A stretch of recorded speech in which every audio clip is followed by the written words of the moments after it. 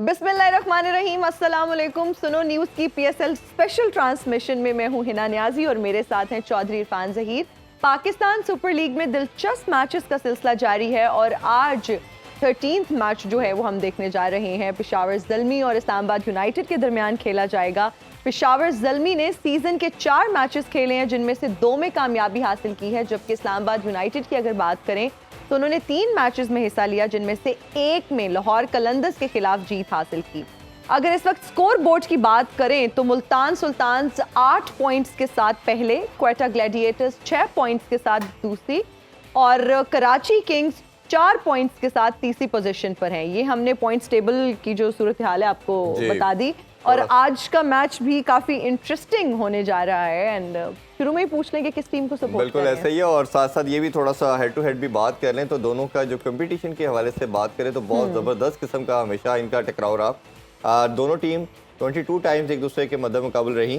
10 दफ़ा इस्लामाबाद यूनाइटेड ने विक्ट्री हासिल की और 11 दफ़ा पेशावर ज़ल्मी ने विक्ट्री ली। 19-20 का फर्क नहीं है वैसे। 19-20 का। और अगर इसी वेन्यू पे कज़ाफ़ी स्टेडियम की बात की जाए तो 3 दफ़ा एक दूसरे के अगेंस्ट खेले हैं ये, और इस्लामाबाद यूनाइटेड ने 1 दफ़ा और पेशावर ज़ल्मी ने 2 दफ़ा विक्ट्री अपने नाम की।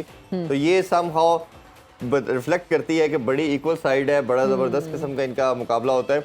और जो अप्रोच की बात करते हैं तो दोनों अग्रेसिव मोड के साथ आते हैं बिल्कुल। और प्लेयर भी समहाउ इनके हमें जब भी हम देखते हैं तो सिमिलर ही लगते हैं। तो ये मेरा ख्याल है कि एक बड़ी टीम का बैलेंस के बारे में आप क्या कहेंगे? I think that is also not bad. मुझे लगता है कि पीक कर रही है पेशावर ज़ल्मी। शुरू में इतना अच्छा नहीं था, आरिफ यकूब के बाद और 2-3 इनके खास तौर पे साइम अयूब की बैटिंग के बाद और पाउल ने जिस तरह की कल बैटिंग की तो इनका कॉम्बिनेशन मुझे ज्यादा बेहतर नजर आ रहा है। So what team are you supporting today? मेरा ख्याल है लेना ही चाहिए ना, पेशावर ज़ल्मी कह देते हैं ले मुझे लगता है ज्यादा बेहतर है। मैं ना पता नहीं क्यों मैं आलिया की जरा दोस्ती वाला एलिमेंट भी ज्यादा है तो वो कहते हैं ना फोर्सफुली मुझे करना पड़ता है इस्लामाबाद यूनाइटेड क्योंकि मैं वो कह रहे दिल से मैं पेशावर ज़ल्मी के साथ हूं लेकिन दिमाग से मैं इस्लामाबाद के साथ। ये वैसे टर्म आप लोगों ने अच्छी पकड़ ली है।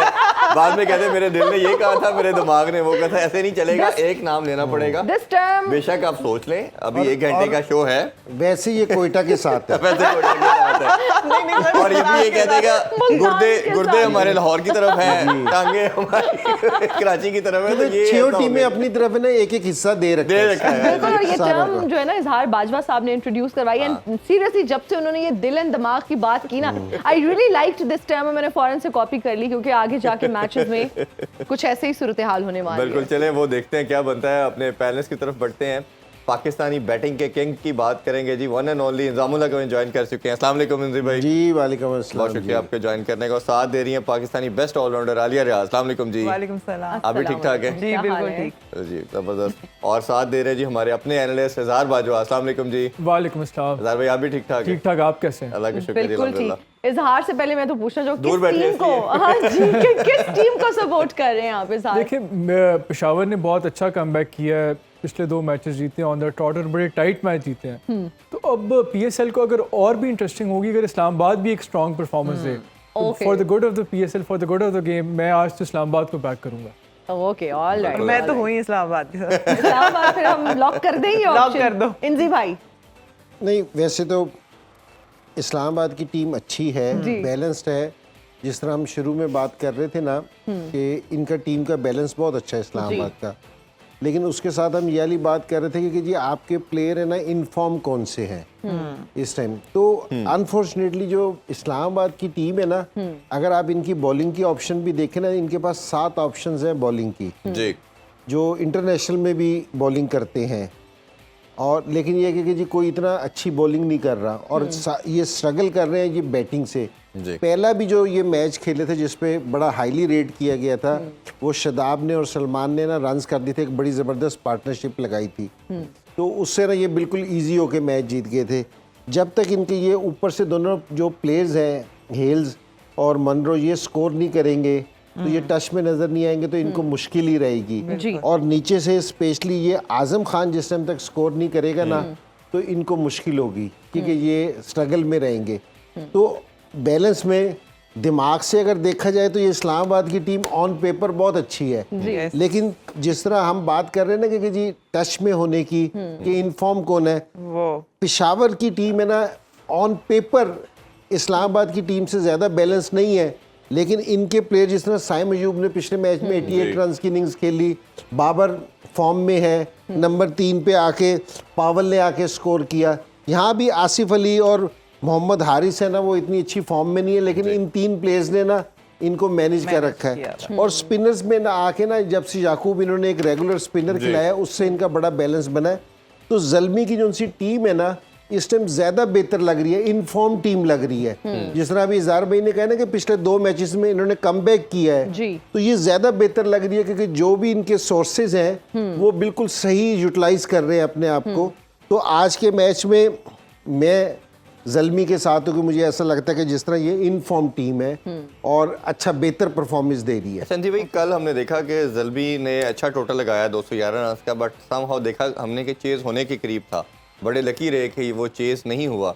आज क्या समझते हैं, क्या अप्रोच हो सकती है जो भी टीम टॉस जीतेगी, क्योंकि ड्यू फैक्टर थोड़ा आज क्लाउडी है, हवा भी चल रही है, एरी भी वेदर है, तो लगता है यही है कि विंडी वेदर में ड्यू नहीं आती, तो क्या डिसीजन लेगी आज टीम? देखिए, टीम है ना अपनी स्ट्रेंथ पे खेल रहे होते हैं। कल है ना, बिल्कुल आपने किसी के भी हाथ में टॉवल नहीं देखा, हमने किसी के हाथ में कोई बॉलर्स को परेशान होते नजर नहीं आया, कोई एंड के ओवर में फुल टॉस से होती हुई नजर नहीं आई कि जी फुल टॉस हो रही हो, क्योंकि जी जिस टाइम ड्यू पड़ती है ना, बॉल गीला होता है, फुल टॉस हो जाती है, इस तरह की चीजें कुछ भी नहीं देखने में, बिल्कुल सही था। अब ये सिर्फ डिपेंड करेगा कि जी आप किस चीज पे स्ट्रांग हैं, ठीक है ना। जिस तरह अगर जल्मी है, जल्मी ने कल स्कोर किया अच्छा, अब इनके पास दोनों ऑप्शंस हैं कि ये चेस पे भी जा सकते हैं, क्योंकि यहाँ और मेरे ख्याल में कि इनको पहले जल्मी को अगर हूँ तो क्योंकि इनकी बैटिंग स्ट्रगल कर रही है, मैं इनकी बैटिंग पे प्रेशर डाल लूँ कि जी इनको चेज में डालूँ कि बॉलिंग है ना इनको पहले करवाऊँ, आप रन्स बोर्ड पे लगाएं और इनकी जो अंडर प्रेशर है बैटिंग, तो आप बैटिंग को है ना एक्सपोज करें कि इनकी कि जी आप है ना जिस टाइम सेकंड टाइम पे उनके ऊपर प्रेशर आएगा ना स्कोर चेज करने का, 1 से 2 विकेटें गिरेंगी तो बहुत प्रेशर आ जाएगा। तो मेरा अपना जाती ये ख्याल है कि जी जल्मी अगर टॉस जीतती है तो उनको बैटिंग करनी चाहिए पहले, और इस्लामाबाद को भी पहले बैटिंग करनी चाहिए। वो इसलिए क्योंकि देखे ना वो टॉस, हाँ जी, दोनों की स्ट्रेंथ बैटिंग स्ट्रेंथ नहीं है, ये डिफेंड नहीं कर रही बैटिंग में। इनकी बॉलिंग की अगर ऑप्शन देखी जाए ना, देखिए आगा सलमान इंटरनेशनल में भी बॉलिंग करता है जी, तो उसके बाद शदाब आ जाता है उसके बाद बॉलिंग करने के लिए, इमाद वसीम है, 2 इनके पास रेगुलर स्पिनर्स हैं जो बाद में अगर विकेट में थोड़ी सी भी वेर एंड टेयर हुई तो ये किसी भी टीम को डैमेज कर सकते हैं। कोयटा के बाद इस्लामाबाद की एक ऐसी टीम है जो बिल्कुल प्रॉपर 2 स्पिनर्स हैं जिनके पास, ये इमाद वसीम और ये शदाब खान और सलमान आगा, ये पाकिस्तान से भी रेगुलर बॉलिंग करते हैं और तीनों फॉर्मेट में बॉलिंग करते हैं, तो इनका जो स्पिन डिपार्टमेंट है ना वो भी बहुत मजबूत है। इसलिए मैं कहता था कि ये ऑन पेपर बहुत मजबूत टीम है। फिर फ़हीम अशरफ इनके पास आ जाते हैं, रोमान रईस आ जाते हैं, हसनैन शाह आ जाते हैं और ये नसीम शाह, तो इनका बॉलिंग है ना बड़ी स्ट्रांग है, तो ये डिफेंड कर सकते हैं कि जी किसी का भी टोटल है ना, अगर इनकी टीम थोड़े टोटल पे भी आउट हो, इनकी बॉलिंग में एबिलिटी है कि ये डिफेंड कर सकते हैं। इसलिए मैं कह रहा हूँ कि जी दोनों टीमें मेरे ख्याल में टॉस जीत के पहले बैटिंग का चांस लेंगी, तो बाकी कोई भी, हमने कुछ ऐसे डिसीजन देखे हैं पहले भी जो हमारी समझ में नहीं आए। अच्छा आलिया, जिस तरह सिंजी भाई ने बात की, जब हम इस्लामाबाद यूनाइटेड की बात करते हैं तो on paper they are very strong, और ऑन ग्राउंड अगर हम बात करते हैं तो पेशावर ज़ल्मी फॉर्म में हमें नजर आ रहे हैं, कंपैरेटिवली बेहतर परफॉर्म कर रहे हैं, और अगर हम रिकॉर्ड्स उठा के देखते हैं तो तकरीबन 19-20 का फर्क है दोनों टीम्स में। आप क्या समझती हैं who is going to win, और कौन सी टीम आप समझती हैं कि किस स्ट्रैटेजी के साथ आज मैदान में उतरना चाहिए ताकि वो जीत सके?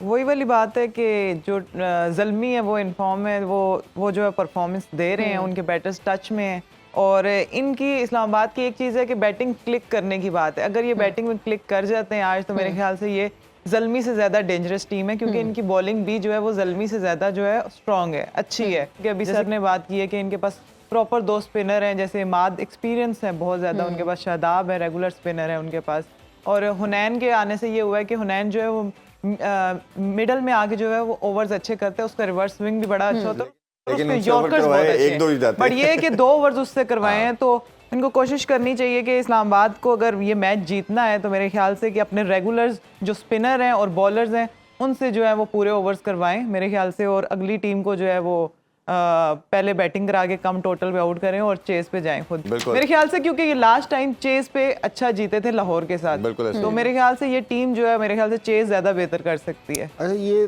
थोड़ा सा कुछ बॉलर्स हैं, कुछ ये प्लान करके आते हैं शुरू से कप्तान के, जिस तरह कराची वालों ने मलिक से एक ओवर करवाया, उसने एक आउट भी किया और 3 रन दिए, उसके बाद ओवर नहीं करवाया। साइम अयूब ने भी एक ही साइम अयूब से भी इन्होंने, पेशावर वालों ने पिछले मैच में एक ओवर कराया, उसने 3 रन दिए, तो उसको पूरे नहीं किया।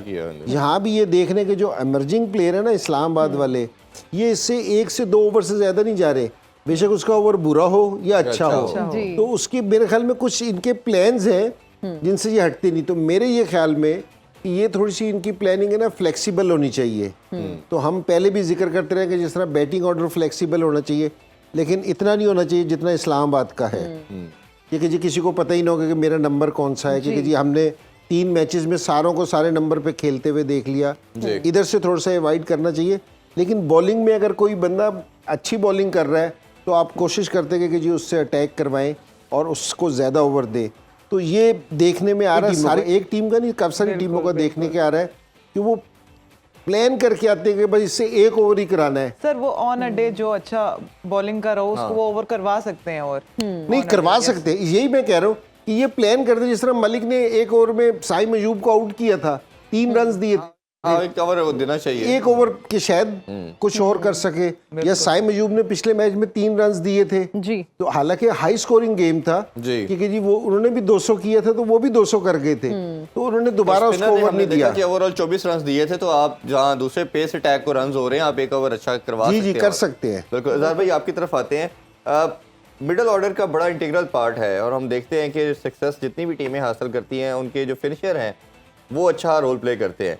अगर दोनों टीम के कंपैरिजन में, जिस तरह अभी शुरू में भी हमने इंजी भाई से बात की, मिडिल ऑर्डर इस्लामाबाद का बहुत ज़्यादा स्ट्रगल कर रहा है और यही एक रीज़न है कि जो पहले मैच में विक्ट्री के बाद ये विक्ट्री हासिल नहीं कर पाए, उसमें हम देख रहे हैं माद रन नहीं कर रहे, शादाब ने भी मिस्टेक कुछ की, कभी नंबर अपना तीसरा करते हैं, कभी चौथा, कभी छठा। इसी तरह हम आज़म खान पे बहुत बात की जा रही है, वो रन नहीं कर रहे। जॉर्डन की बात करें तो जॉर्डन कॉक्स वो भी नहीं रन कर पे। ज़ल्मी के भी कुछ ऐसे हालात थे, आसिफ अली ने रन नहीं किए, मोहम्मद हारिस नहीं, बट उन्होंने क्या किया कि उसको थोड़ा सा ऑल्टर कर लिया कि रोमन पाउल को इन दोनों के दरमियान ले आते हैं, उसके बाद फिर हसीबुल्ला को ले आते हैं कि कहीं कंपनसेशन हो जाए, तो वो सक्सेसफुल हो गए। आप कैसे कंपैरिजन को देखते हैं दोनों टीम? देखिए, ये आपने बड़ा राइटली पॉइंट आउट किया है कि जो इस्लामाबाद को प्रॉब्लम आ रही है पिछले 2 मैचेस में, ख़ास तौर पे मुल्तान और कोयटा के ख़िलाफ़, वो ये है कि उन्होंने बड़ा बहुत एवरेज टोटल दिया है, 140-150 का दोनों के ख़िलाफ़ टोटल दिया। और आजकल के T20 में इतना टोटल चेज़ करना बहुत ही आसान होता है किसी भी साइड के लिए। तो मेरे ख्याल में जो इस्लामाबाद को करना चाहिए, उनके किसी एक आधे प्लेयर को एक एंकर का रोल प्ले करना चाहिए और लंबा खेलना चाहिए। आप इस्लामाबाद का बैटिंग लाइनअप देखें, उनके पास मनरो है, एलेक्स हेल्स है, या कॉक्स है, आज़म खान है, इमाद वसीम है, शादाब खान है, ये बड़े ज़बरदस्त पिंच हिटर हैं सारे के सारे। तो कहीं ना कहीं एक ऐसे बैट्समैन को पिच पे रहना चाहिए और एक लंबी पार्टनरशिप बनानी चाहिए ताकि एक लंबा टोटल इस्लामाबाद बना सकें। उसमें मेरे ख्याल में आगाज़ सलमान एक आइडियल प्लेयर है जो कि एंकल का रोल अदा कर सकते हैं इस्लामाबाद के लिए। उनके इर्द गिर्द बाकी जो पिंच हिटर्स हैं वो अग्रेसिव हिटिंग करें ताकि एक तो पूरे ओवर्स खेलें और मिडिल ओवर्स में एक अच्छी पार्टनरशिप बना सके। जहाँ आप पेशावर ज़ालमी की बात करें तो पेशावर ज़ालमी का नो डाउट मेरे ख्याल में आर्ग्यूबली इस टूर्नामेंट का सबसे स्ट्रॉन्गेस्ट बैटिंग लाइनअप तो पेशावर ज़ालमी का है। आप शुरू से हो जाए, बाबर आजम है, साइम है, हारिस है, सीब है, रोमान पावल है, आसिफ अली है, तो जहाँ उन्होंने एडजस्टमेंट की, उन्होंने देखा कि शुरू में टॉम कोलर कैडमोर या आमिर जमाल परफॉर्म नहीं करे, उन्होंने बड़ा ब्रेव डिसीजन लिया। ये दोनों बड़े एक international, Aamir Jamal test player है पाकिस्तान के लिए, और टॉम कोलर कैडमोर भी बड़े एग्रेसिव एक्सप्लोसिव बैट्समैन है, उनको उन्होंने ड्रॉप किया, उनकी जगह मुजली को भी ड्रॉप किया, फिर वो नवीन उल हक को लेके आए, आरिफ याकूब को लेके आए, तो वॉल्टर्स को लेके आए। जो इन्होंने 3 चेंजेस की उससे पेशावर ज़ालमी को काफ़ी हद तक बॉलिंग में इंप्रूवमेंट नज़र आई और बॉलिंग अब उनकी काफ़ी बॉलिंग लाइन बैटिंग लाइन तो उनकी पहले से स्ट्रॉन्ग थी जब वो इन चेंजेस के साथ उनकी बॉलिंग लाइन भी काफ़ी हद तक मजबूत हो गया, तो इस टाइम उनकी बड़ी बैलेंस साइड नज़र आ रही है। स्टिल आई वुड से कि on paper Islamabad United is still a better side than Peshawar, और अगर वो कहीं ना कहीं फॉर्म हिट कर सकते हैं तो वो आज they have the potential to beat Peshawar today. बिल्कुल ठीक ऐसा ही है। है। इंजी भाई, हम आपसे कैप्टन्स के रोल के हवाले से भी जानना चाहेंगे, who do you think is better? हम जब बाबर आजम की बात करते हैं, कैप्टनसी के रोल की बात करते हैं, शादाब खान की भी जब हम बात करते हैं, बट जब हम बाबर आजम की बात करते हैं तो एक आर्ग्यूमेंट सामने आता है कि वो थोड़ा सा सेल्फिश अप्रोच के साथ खेलते हैं, एक स्कूल ऑफ थॉट का ये कहना है, and he plays for himself, जबकि कैप्टन का रोल होता है कि सबको साथ लेकर चलें, पूरी टीम। और फिर गेम अवेयरनेस की जब हम बात करते हैं, आप क्या समझते हैं किसकी गेम अवेयरनेस इज बेटर? देखिए, बाबर आजम है ना, बहुत सीनियर है कैप्टनसी के लिहाज से, कि उसने अब इंटरनेशनल में काफ़ी कैप्टनसी कर ली है। और जिस तरह अभी इजहार बात कर रहे थे ना कि जी एंकर का रोल अदा करना चाहिए सलमान को, बिल्कुल। तो हो सकता है कि पेशावर वाले यही वाला रोल बाबर को देते होंगे कि जी आपने इस चीज़ को लंबा चलना है। लेकिन मैं इस चीज़ से एग्री नहीं हूँ। अगर वो रोल देते भी है ना जी, क्योंकि जिस लेवल का ये प्लेयर है, इसका सलमान से मैच नहीं है, इसको खुद है ना अपने स्टैंडर्ड्स बहुत हाई रखने चाहिए बाबर को। लेकिन बाबर और शदाब की कैप्टनसी का कोई मैच नहीं है, ये बहुत एक्सपीरियंस प्लेयर है। दूसरी चीज़, मैं इस्लामाबाद की ये वाली बात कर रहा था। देखिए, हम कोयटा का जिक्र कर रहे हैं कि जी कोयटा से कि उनके पांच बॉलर्स हैं, या मुल्तान की जो उनकी बॉलिंग और विकेट टेकिंग बॉलर्स हैं सारे। यहाँ इनकी बॉलिंग लंबी तो ज़रूर है, लेकिन ये दो प्लेयर्स है ना, ये इनको डिसीजन लेना पड़ेगा। जिस तरह पेशावर ने डिसीजन लिए ना, इस्लामाबाद को डिसीजन लेने पड़ेंगे। किस चीज़ पे? मैं कह रहा हूँ कि बैटिंग पे ना छेड़े, लेकिन आपको ये रुमान रईस का डिसीजन लेना पड़ेगा, ठीक है? आपको ये फ़हीम अशरफ पे डिसीजन लेना पड़ेगा, क्योंकि जी ये ऐसे बॉलर्स हैं कि जो आपको विकेट लेके नहीं दे रहे, और ये थ्रेटनिंग भी नहीं है, ये थ्रेट भी नहीं है बैट्समैन के।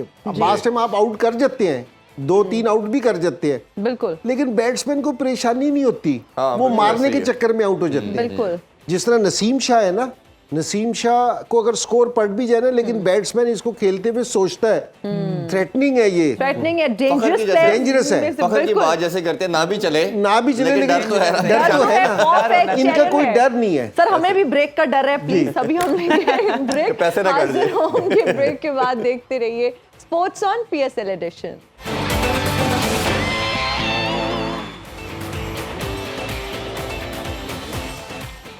वेलकम बैक इस PSL स्पेशल एडिशन।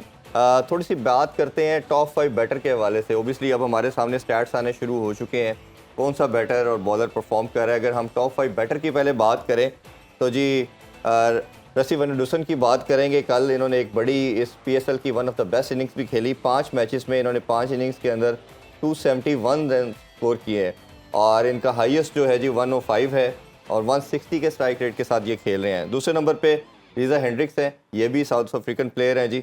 5 मैचेस के अंदर इनके 246 इनका टोटल रन्स हैं, स्ट्राइक रेट इनका 135 है, और हाईएस्ट इनका 79 है।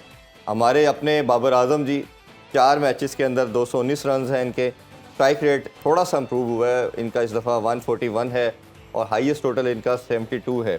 साहबजादा फरहान, और ये लाहौर कलंदर की तरफ से खेल रहे हैं। इनके 5 मैचेस के अंदर 208 रन हैं, 144 स्ट्राइक रेट है इनका, 72 हाईएस्ट है। और इस तरह मोहम्मद रिजवान की बात करें, उन्होंने 5 मैचेस में 187 किया, इनका स्ट्राइक रेट थोड़ा लो है, 125 है, और 82 इनका हाईएस्ट है। इंजी भाई, हमने बैटर की बात की, जो फिगर हमें ज़्यादा हम जिस पे एम्फेसाइज कर रहे थे कल भी आज भी, वो स्ट्राइक रेट है। वो हमें लगता है कि पाकिस्तानी प्लेयर का थोड़ा सा लोअर साइड पे है। जिस तरह रिजवान की बात की, बाबर का थोड़ा सा इम्प्रूव हुआ जो नॉर्मली इंटरनेशनल स्टैंडर्ड में हम देखते हैं। अच्छा, इसके साथ एक और चीज़ भी बड़ी इंटरेस्टिंग डिस्कशन में आ रही है कि जो लड़के पाकिस्तानी टीम में जिस नंबर पे खेल रहे थे उसमें इधर खेल नहीं रहे। जिसकी अगर एग्जांपल देखें तो साउथ शकील जो है वो मिडिल ऑर्डर बैटर है, इधर ओपन कर है। सलमान अली आगा मिडिल ऑर्डर है, इधर नंबर 3 पे आके खेल रहे हैं। अब्दुल्ला शफीक इज़ ओपनर, वो इधर हमें चौथे नंबर पे नज़र आ रहा है कि या 5वें पे आ रहा है। हारिस इज़ ओपनर, इधर हमें इस PSL में 5वें नंबर पे नज़र आ रहा है। तो ये जो पूरा फ्रेंचाइज वाले जो इंटरनेशनल सर्किट का सिस्टम है उसको भी चेंज कर रहे हैं, उस हवाले से क्या कहेंगे? देखिए, अगर हम इसको बैटिंग ऑर्डर को चेंज करने की बात करें, ये हमें नहीं कहना चाहिए कि जी फ्रेंचाइज वाले इस तरह कर रहे हैं। अगर आप फ्रेंचाइज के कैप्टन देखें तो सारे वही पाकिस्तान टीम वाले हैं। एक का रिजवान आपको दिख रहा है, एक का बाबर दिखता है, और ये कुछ प्लेयर उसी में ही खेल रहे हैं। तो मेरा नहीं ख्याल कि फ्रेंचाइज वालों को इस चीज़ का कहना चाहिए। तो लेकिन जो इस पूरे हमें ना बाबर की और रिजवान की बात रिजवान और बाबर की बात कर रहे हैं, तो उनका स्कोर और स्ट्राइक रेट बाबर का थोड़ा सा 140 पे गया है, 30 से निकल के 40 में इंटर हुआ है, रिजवान का 30 से नीचे आया आ है, गया। लेकिन इस पहले 5 नंबर में आते ये 2 हैं। हमारे यंगस्टर्स नहीं आ रहे। हम ये देख रहे हैं कि ये हमारा इवेंट है, हमारे इवेंट में ना ये यंगस्टर्स आए, बहुत सारे हमारे यंगस्टर्स हैं ना। अब जिस तरह इसका नाम आया है कि जी साहबजादा फरहान, साहबजादा फरहान का नाम है, ये एक अच्छा है कि इसने फर्स्ट क्लास में परफॉर्मेंस किया था और इसका स्ट्राइक रेट भी 144 का है। इस तरह के मैं और प्लेयर्स को देखना चाह रहा हूँ क्योंकि हमारे यंगस्टर्स है ना, वो पहले 5 नंबर्स के अंदर आए। देखिए, जिस टाइम तक यंगस्टर्स प्रेशर नहीं डालेंगे, ये ऊपर नहीं आएंगे, तो उस टाइम तक है ना हमें मुश्किल ही रहेगी इस चीज़ की। तो रिजवान और बाबर, मेरे ख्याल में मैं इनको ये 5वां PSL देख रहा हूँ, ये टॉप 5 में ही रहते हैं, ये नीचे नहीं आते। ये इनकी क्वालिटी है जी। तो बेशक इनका स्ट्राइक रेट थोड़ा सा कम है, दूसरों को compete करना चाहिए यहाँ। ऐसा ही है। जिस तरह कल है ना, अब ये अपना साइम अयूब है, इसमें सारे स्ट्रोक हैं इस प्लेयर में, ठीक है ना। तो अब इसने इनिंग्स खेल ली है ना, अब ये इन फॉर्म बैट्समैन है। अब हमें इसको ये करना चाहिए कि ये मुसलसल अगले 2 और बड़ी इनिंग्सें खेले, 3 बड़ी इनिंग्सें खेले, ठीक है ना, ताकि दूसरों को भी, सिलेक्टर्स को भी पता चले कि भाई ये प्लेयर्स है। दूसरे प्लेयर्स को भी पता चलेगा कि अगर हमने इस तरह की क्रिकेट ना खेली जी, तो ये लोग हमें टेक ओवर करने से तैयार हैं। अगर एक इनिंग्स खेलने के बाद 3 इनिंग्सों का गैप आ गया तो फिर हम प्रेशर नहीं डाल सकेंगे। जिस तरह ये पेशावर का दूसरा ये विकेट कीपर बैट्समैन है क्या, हसीबुल्ला, जिस तरह हसीबुल्ला ने शुरू किया है, बॉल इसके बैट पे आ रही है, ठीक है ना, नंबर भी इसको सही मिल रहा है। देखिए, सारे टाइम है ना आपको आपका आइडियल नंबर नहीं मिलता। मैं जिस टाइम खेला था, मैंने सारी जिंदगी मिडिल ऑर्डर खेला था। इमरान भाई ने मुझे ओपन करा दिया। अब मैं अगर इस चीज का रोना रोता रहता कि यार मैंने तो ओपन कभी की नहीं, तो मैंने खेलना ही नहीं था। तो जहां आपको अपॉर्चुनिटी मिले, जहां आपको मौका मिले, आपने प्रूव करके देना है। बिल्कुल ऐसा ही है। ये वो एक मैं आपको मजेदार, एक हमारा प्लेयर होता था, सो वो 3 डे मैच खेला, तो पहली इनिंग्स में ना वो आउट हो गया 0 पे। मैंने उससे पूछा कि, मैंने कहा क्या हुआ? उसने कहा कि पिच बहुत गीला था। मैंने कहा अच्छा। तो पाकिस्तान की टीम भी आउट हो गई थी कोई 3 डे पे 130-35 पे। दूसरी इनिंग्स में फिर वो 0 पे आउट हो गया। मैंने उससे पूछा, मैंने कहा अब क्या हुआ? उसने कहा बॉल अच्छी पड़ गई थी। तो मैंने उससे कहा कि, मैंने कहा ठीक है, फिर इस तरह करते कि जो अच्छी बॉल खेलने से एक और प्लेयर लेके आते हैं, तुम सिर्फ बुरी बॉल नहीं खेलना। अच्छी बॉल कोई और खेल लेगा, बुरी बॉल तुम खेलना। तो फिर है ना ये एक्सक्यूजेस होते हैं कि अच्छा बॉल पड़ गया, कैच किसी ने अच्छा पकड़ लिया, विकेट खराब थी, अंपायर ने ऐसा डिसीजन दे दिया। ये जो लोग याली बातें करनी शुरू करते हैं, इसका मतलब है कि उनकी प्लेयरी खत्म होगी। बिल्कुल, ठीक है ना, कि जी मैं तो नंबर 3 खेलता था, मुझे 4 पे भेज दिया, मैं तो 4 पे खेलता था, मुझे ओपन भेज दिया। भाई आपको मौका मिल रहा है, बिल्कुल ऐसे ही है। अपॉर्चुनिटी को आपने अवेल उसको करें। ग्रैब करना है, छोड़ना नहीं है। सो मैं यंगस्टर से ये कह रहा हूँ क्योंकि ये उनके पास है ना, हमारे टाइम पे ना हमें ये वाली अपॉर्चुनिटी नहीं थी। बिल्कुल, हम तो उस तरह खेलते थे, जंगल में मोर नाचा किसने देखा? वो कज़ाफी स्टेडियम में 100 करते थे, वो ड्रेसिंग रूम से 2 लड़के ताल के बजा देते थे, तो बस पूरा हो जाता था। लेकिन आप लोग आज लेजेंड्स भी तो हैं लेकिन ना जब आपने हमारे। खेला तो फिर पूरी दुनिया ने देखा। दुनिया ठीक है ने ना? नहीं, देखा। मैं वैसे अब जाली अपॉर्चुनिटी है आपके पास कि सारी दुनिया आपको देख रही है। अगर आप अच्छे हो ना, तो आप जिस टाइम स्कोर करोगे तो सिलेक्टर्स में प्रेशर आ जाएगा, सारे लोग देख रहे हैं। ऐसे ही है। अच्छा, तो आलिया, आप इसमें मुश्किल है ये वाली चीज। आप भी बिल्कुल, काइंडली आप ऐड सही कीजिए कह कि जो रहे मैच विनिंग इनिंग्स की बात करते हैं, ये सब कुछ तो ठीक है, लेकिन इसको फिनिश करना, इस रोल में लड़के जब तक नहीं लेके आएंगे तो लेजेंड नहीं बनेंगे, सुपरस्टार नहीं बनेंगे।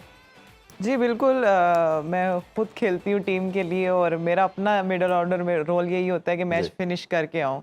तो जितने मैचेस फिनिश किए हैं उसकी फील ही एक अलग होती है। तो मेरे ख्याल से जितने भी मिडल ऑर्डर बैट्समैन हैं स्पेशली, उनको चाहिए कि वो अपना, उनको रोल क्लियर होना चाहिए कि अगर उनको पता है कि अब मैं हूँ, जैसे कि मुझे मैच फिनिश करके ही जाना है, मेरा ये रोल है, मुझे पता है कि मैंने एंड तक जो है बारी करनी है और अटैकिंग मोड में खेलना है। ये नहीं कि डॉट करती है, स्ट्राइक रोटेट करती रहूँ और साथ जो है वो मैं अपना जो है बाउंड्रीज लेती रहूँ।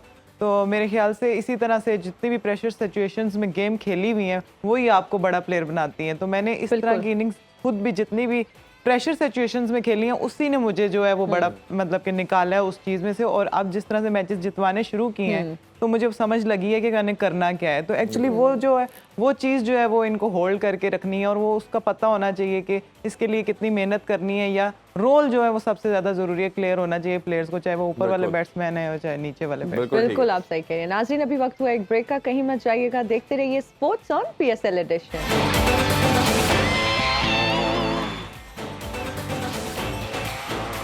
And we are right back after the break और अब हम टॉप 5 बॉलर्स की बात करते हैं। मोहम्मद अली की अगर हम बात करें तो उन्होंने अभी तक 5 मैचेस खेले हैं, 13 विकेट्स ली हैं और अगर उनकी इकॉनमी की बात करें तो 5.60। उसके बाद जी दूसरे नंबर पर हैं डेविड विली जिन्होंने 5 मैचेस खेले हैं, 8 विकेट्स ली हैं और अगर इनकी इकॉनमी की बात करें तो 7.36 इनकी इकॉनमी है। नंबर 3 पर आते हैं अब्रार अहमद जिन्होंने 4 मैचेस खेले हैं, अगेन 7 विकेट्स लिए हैं और इनकी इकॉनमी है 7.62। फोर्थ पर हैं जी उसामा मीर, 5 मैचेस इन्होंने खेले हैं, 7 विकेट्स लिए हैं और इनकी इकॉनमी है 6.90। शाहीन आफरीदी की बात करते हैं, ही इज़ ऑन नंबर 5 और इन्होंने भी अब तक 5 मैचेस खेले हैं, 7 विकेट्स अगैन इन्होंने भी ली हैं और अगर इनकी इकॉनमी की बात करें तो 8.05। आई थिंक सबसे ज्यादा रन्स कंसीड जो उसमें है। सबसे इंटरेस्टिंग एक चीज है ना कि मोहम्मद अली की जो एवरेज हम देख रहे हैं वो जस्ट 8.61 है जी। दैट इज आउटस्टैंडिंग, बहुत अमेजिंग डिफरेंस है इनका और बाकी तमाम प्लेयर का। और जो लेकिन हमने रन्स कंसीड करने के हवाले से आप क्या कहेंगे? इन्होंने रन भी शाहीन? बहुत कम दिए और सारी इनके सारे स्टैट्स आउटस्टैंडिंग है। और कल भी इन्होंने अपने पोस्ट मैच में यही बात की कि डोमेस्टिक मैंने खेला, 4 डे क्रिकेट को वैल्यू की और उसका रिजल्ट अल्लाह ताला ने इनको नवाजा। और ऑब्वियसली हाँ, और चलते हैं अभी इजहार की तरफ। उनका ओपिनियन लेते हैं जी। आप इन टॉप 5 बॉलर्स के बारे में क्या कहेंगे और देखिए, स्पेसिफिकली अगर हम स्टार्ट करें मोहम्मद अली से तो देखिए जो टीमें अच्छा परफॉर्म करी हैं PSL में, जी। ये टेबल उसी की रिफ्लेक्शन है। आप देखें मुल्तान और क्वेटा अच्छा खेल रहे हैं और उन्हीं के ज़्यादातर बॉलर्स हैं जो टॉप 5 में हैं। शाहीन है लेकिन उनका जो नज़र आ रहा है कि जो एवरेज है या इकॉनमी रेट है वो इतना अच्छा नहीं है, स्ट्राइक रेट इतना अच्छा नहीं जितना इनका है जी। तो ये उसी की रिफ्लेक्शन है और ये शो करता है कि अगर आपके बॉलर स्ट्रांग हो तो आप T20 में भी आप इनरोड्स बना सकते हो और आपकी टीम बेहतर परफॉर्म करेगी। तो अदरवाइज यही है इस पे। बिल्कुल। जी। इंजी भाई आपका भी ओपिनियन लेना चाहेंगे? देखिए जो हम बैटिंग की बात कर रहे थे ना कि मैं यंगस्टर्स का कह रहा था कि जी उनको इस 5 में होना चाहिए। यहाँ बॉलिंग में कुछ दिख रही है आपको जी। मोहम्मद अली जो दिख रहा है, अगर लोगों को बिल्कुल सिंपल तरीके से बताया जाए ना, इकॉनमी का शायद लोगों को समझना है, हाँ जी। यानी कि 4 ओवर करके तकरीबन 3 विकेटें ले और 22 रन दे जी।